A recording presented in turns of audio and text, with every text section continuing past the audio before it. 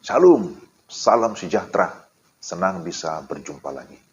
Kali ini saya ingin menyampaikan satu bagian firman Tuhan dari Yohanes pasal 21 ayat 1 sampai 19. Mari kita berdoa terlebih dahulu. Tuhan, kami mau membaca dan merenungkan firman-Mu. Kami memohon supaya Allah Roh Kudus menerangi hati kami, memberikan hikmat dan pengertian sehingga kami dapat mengerti apa yang kami baca dan apa yang kami dengarkan. Dalam nama Yesus kami berdoa. Amin. Firman Tuhan dari Yohanes pasal yang ke-21 dengan perikop Yesus menampakkan diri kepada murid-muridnya di pantai Danau Tiberias. Kemudian Yesus menampakkan diri lagi kepada murid-muridnya di pantai Danau Tiberias dan ia menampakkan diri sebagai berikut. Di pantai itu berkumpul Simon Petrus, Thomas yang disebut Didimus, Nathanael dari Kana yang di Galilea, anak-anak Zebedeus, dan dua orang muridnya yang lain. Kata Simon Petrus kepada mereka, "Aku pergi menangkap ikan." Kata mereka kepadanya, "Kami pergi juga dengan engkau." Maka mereka berangkat lalu naik ke perahu, tetapi malam itu mereka tidak menangkap apa-apa. Ketika hari mulai siang, Yesus berdiri di pantai, akan tetapi murid-murid itu tidak tahu bahwa itu adalah Yesus. Kata Yesus kepada mereka, "Hai anak-anak, adakah kamu mempunyai lauk pauk?" Jawab mereka, "Tidak ada." Maka kata Yesus kepada mereka, "Tebarkanlah jalamu di seberang kanan perahu, maka akan kamu peroleh." Lalu mereka menebarkannya, dan mereka tidak dapat menariknya lagi karena banyaknya ikan. Maka murid yang dikasihi Yesus itu berkata kepada Petrus, "Itu Tuhan." Ketika Petrus mendengar bahwa itu adalah Tuhan, maka ia mengenakan pakaiannya, sebab ia tidak berpakaian, lalu terjun ke dalam danau. Murid-murid yang lain datang dengan perahu, karena mereka tidak jauh dari darat, hanya kira-kira 200 hasta saja, dan mereka menghela jala yang penuh ikan itu. Ya, demikian pembacaan firman Tuhan. Saya tidak membaca keseluruhan. Nanti kita lihat di dalam pembahasan penyampaian firman Tuhan ini. Nah, saudara, tema dari renungan ini adalah penampakan Yesus, adalah perintah untuk menggembalakan. Ini adalah tema yang sangat penting karena saat ini kita masih dalam masa-masa memperingati kebangkitan dan penampakan Yesus. Nah, saudara, dalam perikop ini dikisahkan tentang penampakan Yesus kepada murid-muridnya untuk ketiga kalinya. Jikalau kita baca ayat 14, maka di sana dikatakan, "Itulah ketiga kalinya Yesus menampakkan diri kepada murid-muridnya sesudah ia bangkit dari orang mati, dari antara orang mati."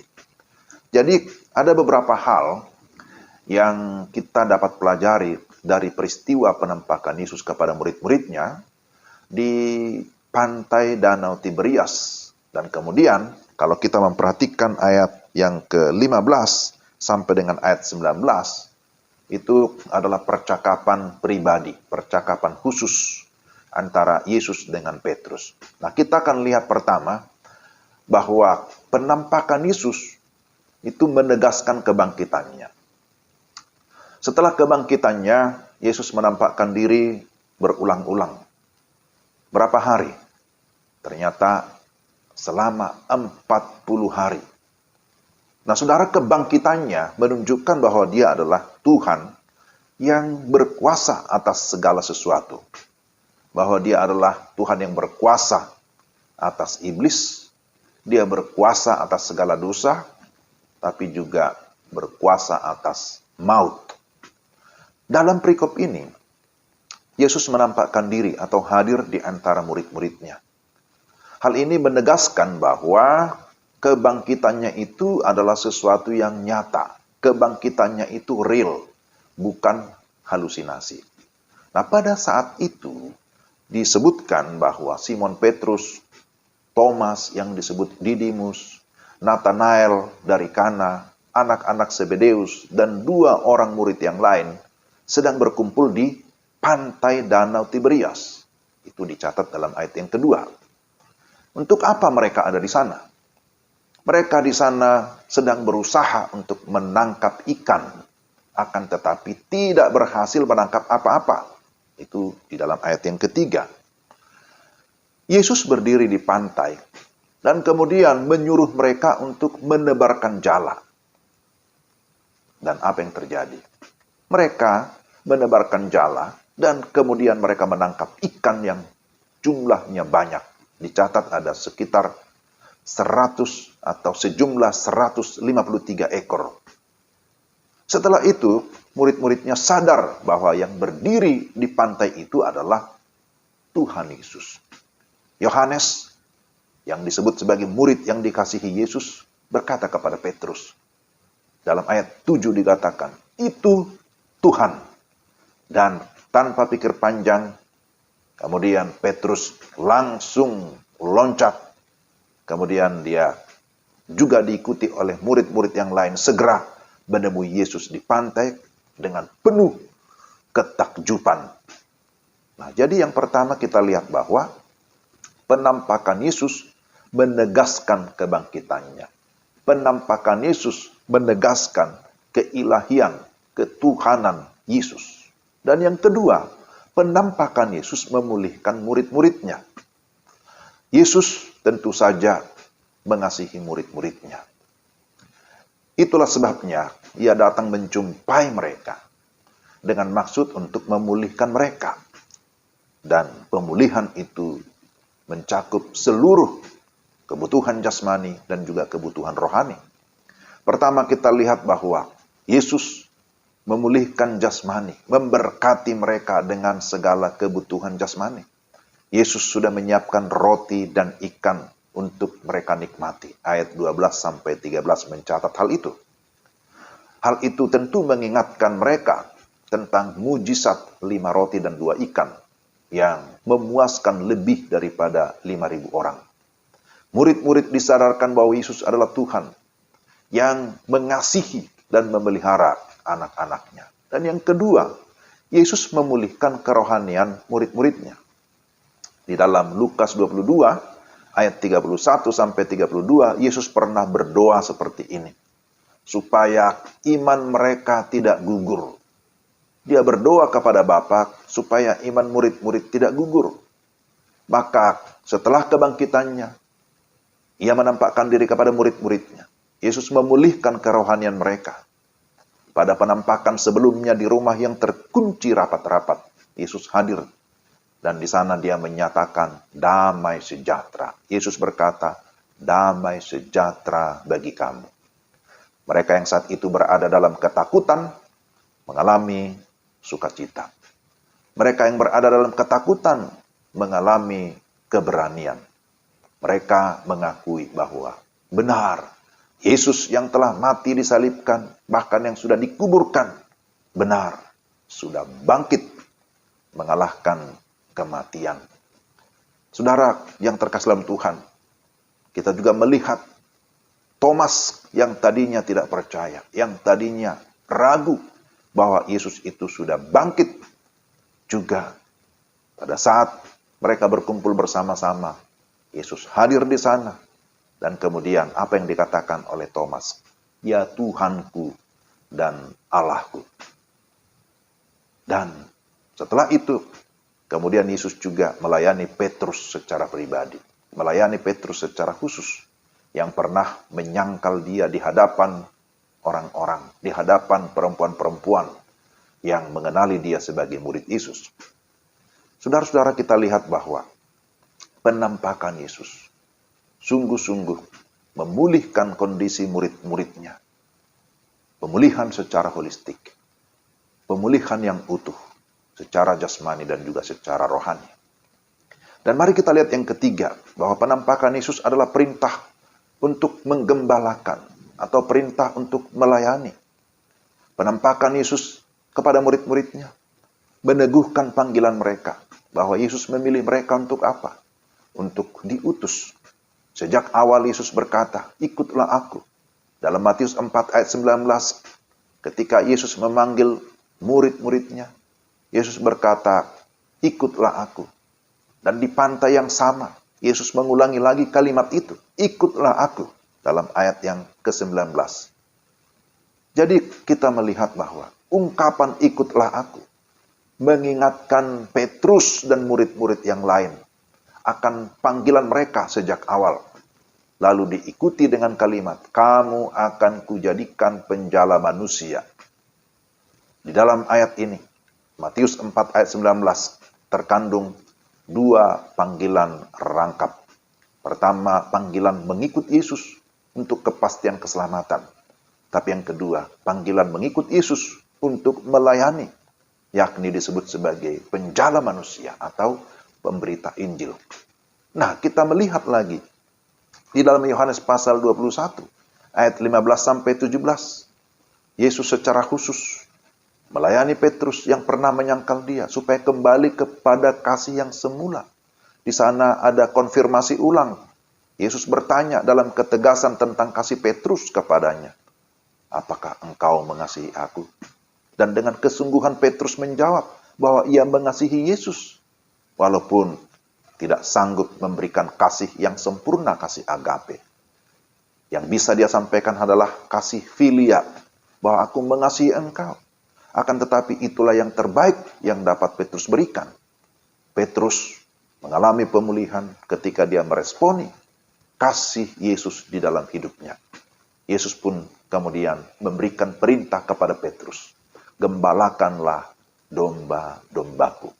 Sebanyak 3 kali Yesus mengulang, gembalakanlah domba-dombaku, gembalakanlah domba-dombaku. Hal ini menunjukkan bahwa pelayanan penggembalaan adalah hal yang sangat-sangat urgent, sesuatu yang sangat serius, mengingat banyaknya domba yang terlantar dan tidak bergembala. Bahwa perintah penggembalaan itu mencakup semua umur, mencakup semua lapisan masyarakat, serta mencakup semua suku bangsa.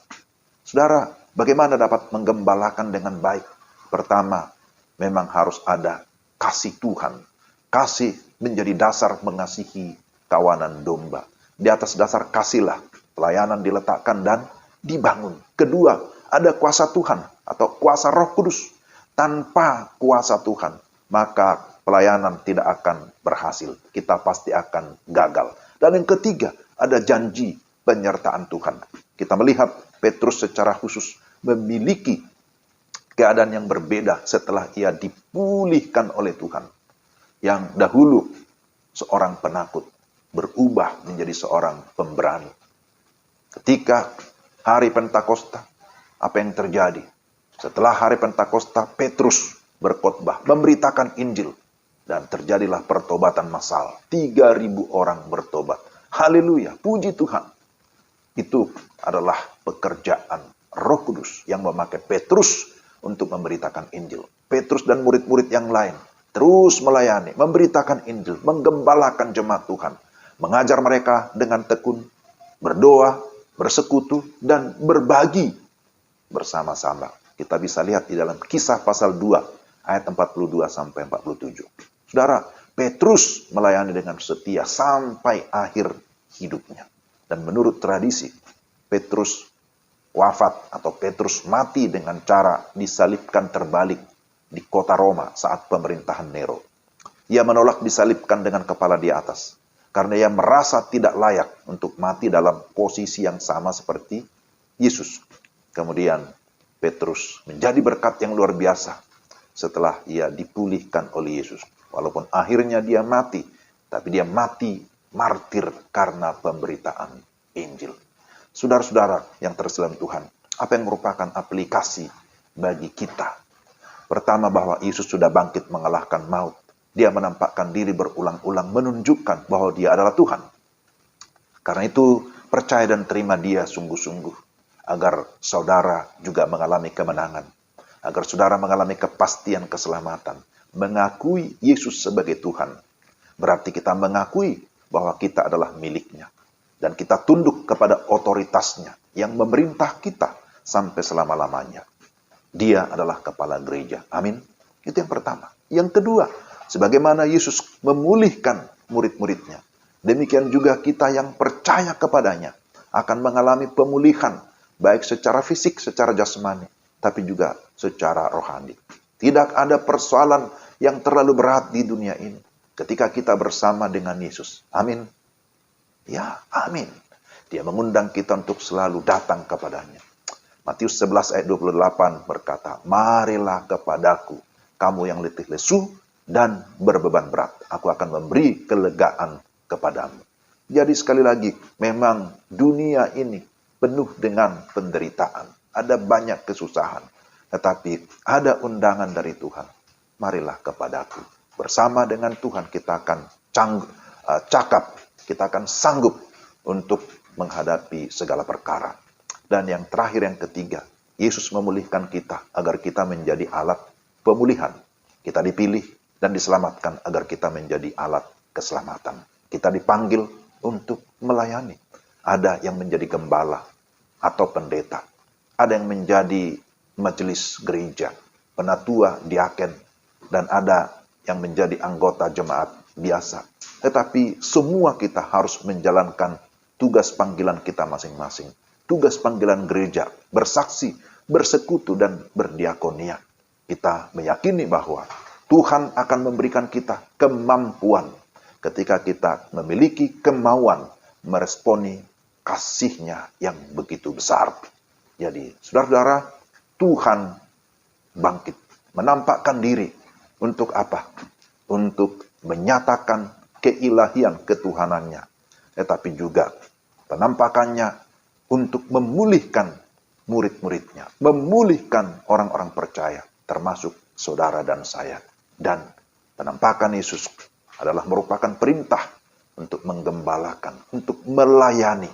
Karena begitu banyak orang di dunia ini yang terlantar, yang membutuhkan juru selamat.